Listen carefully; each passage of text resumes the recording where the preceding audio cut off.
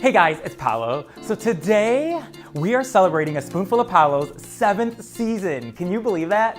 Well, I finally get to talk to the star of Jane the Virgin, someone that I love so much, Gina Rodriguez. Now, if you're talking about dreaming big, she's the girl to go to, and I can't wait. See you guys with Gina.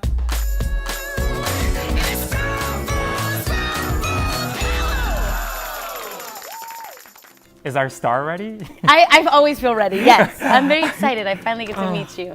Okay. It's very exciting. I'm excited to meet you because this has been a dream to come here and be with you, someone that I find so inspirational, really. It's been years and years, and here we are. And where are we, girl? Tell me, where are we? We are in the Marbella Hotel, you know. Now, if you watch the show, you know a lot of stuff happens here. There are easily a few murders, who knows? All the drama goes down at the Marbella. I remember literally before the show even aired, Patrick and I were driving on La Cienega, and there was this big billboard, Jane the Virgin, premiered on October 13, and there was that picture of you holding the pregnancy test. And I said, Patrick, there's something about that title and the picture that it's so catchy that I just fell in love with the show. Oh. And it's because Jane literally can make you laugh and cry in the same minute. Oh, you'd love But that is the gift that you have, and it's amazing. It's amazing, Gina. That's really sweet. That's really sweet. It's the opportunity as an actor to be able to jump from one to the next has been a challenge, but like it pushes you in a way that you can feel accomplished at the end of it. To be able to do that as an actor, to do comedy and drama in the same breath is not often do you have that opportunity. No, it's not often, but you do it so well. Like, Thank you. I mean, she's got so many awards. That's why, it shows. But, you know, season 4, it's going to premiere on Friday, October 13, which is really cool because the first episode of season 1 premiered on October 13, and now season 4 is October 13. Yeah, I'm getting goosebumps. Oh my God, this is really cool. I know you can't tell us too much, but we last saw Jane where her first love, Adam, came back. And that's where it ended for her. So is there going to be, which I know you saw, but is there going to be a team? Is there going to be a team Adam? Like, because, you know, like, where is this leading up to? Well, honey, I'm Team Adam right now. Okay, that says it all. That. It's really exciting to have Tyler on the show. When Jenny brought him in season 3, we were all very excited because season 3 was tremendous to play as an actor for sure. It was just such a roller coaster of emotions, and we skipped 3 years. And as an actor, you seldom have that opportunity on a show to be able to play a younger version of oneself for so long, and then skip to an adult version. And especially Jane, who is judgmental at times, does have like a way with tripping over herself because she is so like convicted of certain things and has such like a conviction that she can tend to be a little bit of a pill at times, which is awesome. I'm a pill. But okay, I'm ordained. That was so easy. Ni siquiera te preguntan si crees en Dios. No, but their swag game is on point. Ooh, for $9 more, I could get the Tellin' on the Mountain package. It comes with a parking placard and a bumper sticker. Huh. Do you think I need a tote? Yo creo que necesitas estar 7 años en el seminario. to be able to play the evolution of one's journey when it comes to like being judgmental, seeing the world differently, being a little more self-aware, your journey with love, you know? And so she lost Michael and then went to this journey of grief, through this journey of grief. Which I have to say, I mean, you brought up, but that scene where you get that call and you're being told what happened to your husband and the way you responded and just, you didn't have to say anything because it was that look and what happened. It was, I mean, that is an actor. Oh. That is an actor, and you did it perfection. It was perfection, your really. Love, your love. That shit was terrifying. I'm like, am I allowed to curse? That was terrifying. It was, I can tell you exactly when we shot it on like a Thursday at like 1 a.m. We already had like a 14-hour day. It went from 0 to 100 real quick. It was just like action, and you got the call. Oh. So it was a really cool exercise to be like, okay, so I got to go from 0 to 100 real quick. But Brett left me this amazing video saying goodbye to me, or like his like hello but goodbye to me. So it was very helpful in going from 0 to 100. But you know, from that experience, I felt like I was more confident in doing more as an actor. I was like, all right, so like, You went there. I can go there. You went there, yeah. So how you much did. more can I go? And like, my God. where can I search like my soul for that Yeah. kind of experience? And then the rest of the season allowed me to kind of like go through that grief. But then I think we want her to be happy. Yeah. You know? That's why. Like, she deserves Yeah, you guys go happiness. back and forth if Yeah. you're watching the show, which you should be, and you can be streaming it because you still have a couple weeks till it comes back on season Yes. 4. But you go back and forth, and I think it's great for the audience to see that. Like, we didn't see everything that happened, but you get flashbacks, Yeah. you know? And it kind of, that's what I mean. You can laugh in 1 minute, but then you can cry. Like, very girl, cool. like when you auditioned for the show, I think it was on February 6th. You auditioned for Jane the Virgin, okay? You did. I think it was a Thursday. But I think it was a Thursday. And then you tested a couple times for it after.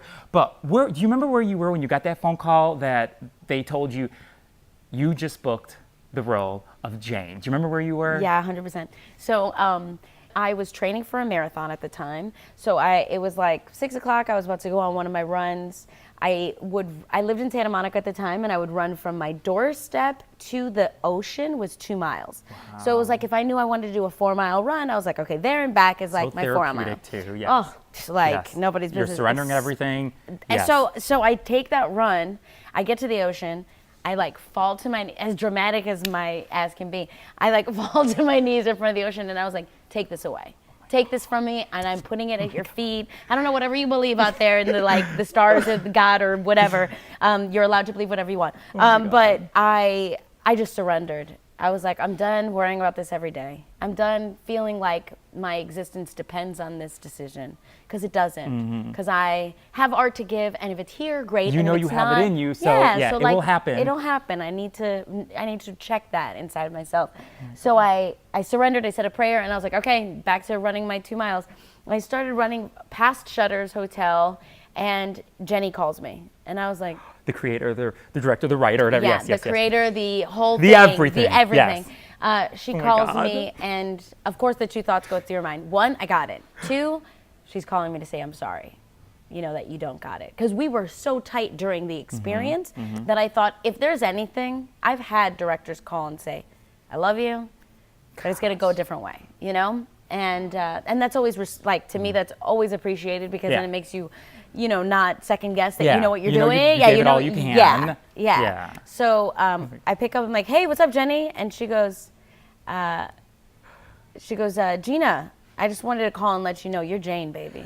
Oh my God. And I was like, ah! And I oh, sorry, sound. I'm sure I blew out all the sound. But I just I dropped. I was like doing like happy dances all up and down. Oh my God. No bull. People were looking at me like, this crazy. Oh my God. Like, I was getting people like, what? And I tried to call my mom. She didn't pick up. Tried to call my dad. He didn't That's pick what up. happens when you want to talk to someone so bad to give them exciting news. Nobody's there to my answer. God. Nobody's there to live in this experience with you. So I called literally everybody like in my intimate family, and nobody picked up. And I go, oh, I'm supposed to sit in this. And so I Wow. ran home and just thought about everything. Thought about what I wanted to give to her, what the journey has been up to that point.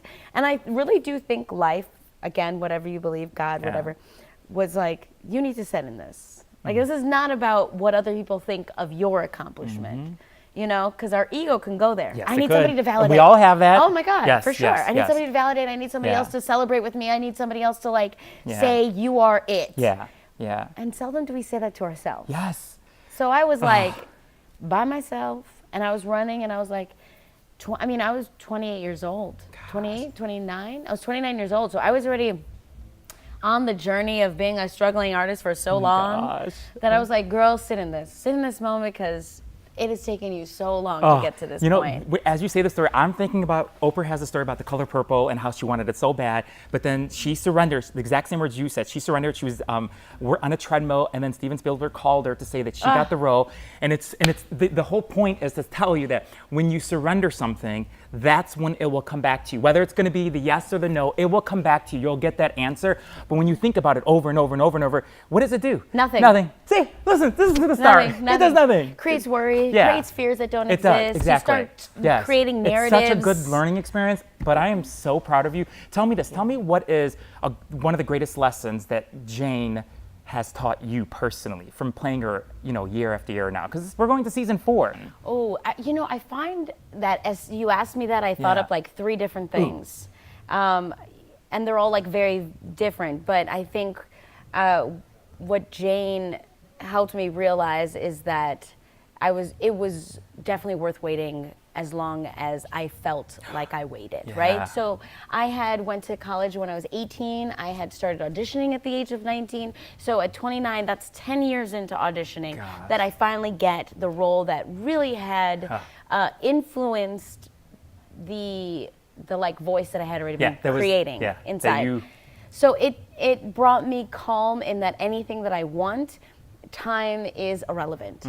Whether it's going to take 50 years, or 10 years, or 2 days, if I want it, I'm going to allow myself that time to get it. And so Jane really settled in and affirmed that I should not be afraid of time and success. Yes. On the contrary, they have to like kind of flow with come one together. another. And so they get an idea like of you growing up, you didn't have a lot of money. You grew up in Chicago, as you would say, in the hood. You would wear your sister's clothes, I think, up until the age you were like 16. Yeah. How does that prepare you for everything you have now? It definitely, you realize that when you put an importance on possessions and material things that they disappear. That the importance on love and relationships and interacting with human beings and sharing experiences ends up being much more worthy than any amount of money can pay you. So, getting into this industry that is so difficult, every industry is difficult. Anything you want is difficult. So like there's no one person is challenged more than the next. But going into an industry like acting, it can be difficult hearing no so often. Rejection can hurt anyone. I think we've all gone through rejection. It's a big old B. But growing up with not much, or economically challenged, as I like to say, allows you to be fulfilled in ways that you'll need to be fulfilled while being a struggling actor. Because as a struggling actor, you don't make very much, you don't do very much, everything's super tight, and you realize that like that is not what makes you happy. And that's when not you what like your struggling dreams actor, are. your first gig that you got, I think you were like 15 or 13. You did AOL commercials, your first gig. But when you think how far you have come in your life, when you think of from the first gig of AOL and you see what you continue to do. By the way, this is out October issue. Look at that. You look amazing. What is this? Is awesome. You've done so much, and this is a dreamer. This is somebody who put something into perspective. It's like, I'm going to do this. I can, and I will. Paolo, this is amazing. This is incredible. When you look at this, what's the first thing that comes to your mind? You see, like, you have movies coming out. You have the star. Hello, and Oprah's in this movie too. Yes, and she's right next to Jane the Virgin. Like, when you Yes. see this, your career that you have built, what comes to your mind? Oh man, it feels good not to give up.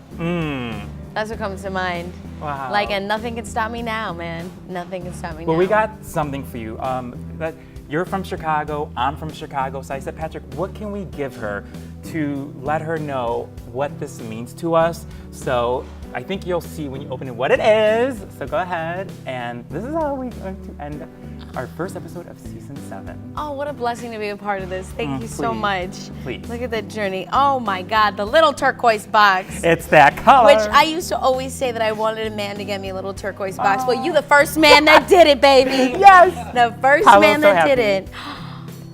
Oh, the Chicago bean. With I can and I will. This is gorgeous. Yeah. You sweet, sweet, sweetheart. Oh my God. Oh my God. It's so dope. Dude, Jane can't even wear this, but I will. Oh man. Oh my God. It looks great on you. It's incredible. Those were- What an incredible gift. Well, your father told that to you when you were, I think you were like 15 years old. You were in the car. He lowered that mirror down and he said to you, look in that mirror and say what? He Today's said, gonna be a great day. I can and I will. and you know what? For me, as you said in your Golden Globe, I can and I did. Thank you. Thank you. Okay. Thank you. One more. Okay. All right. She's amazing. You're amazing. Okay. Love you all. Thank you. Give us a thumbs up if you like it. If not, move to the next video. And a special thanks to Gina Rodriguez. Tú eres muy especial. Ay, gracias por eso. Y gracias a todos. Mua. Gracias. Bye, everyone. Thank you for joining us. Yay! Thank you. This is really the dopest gift ever. Come here. Please. The two of you are just a dream. Please. Okay.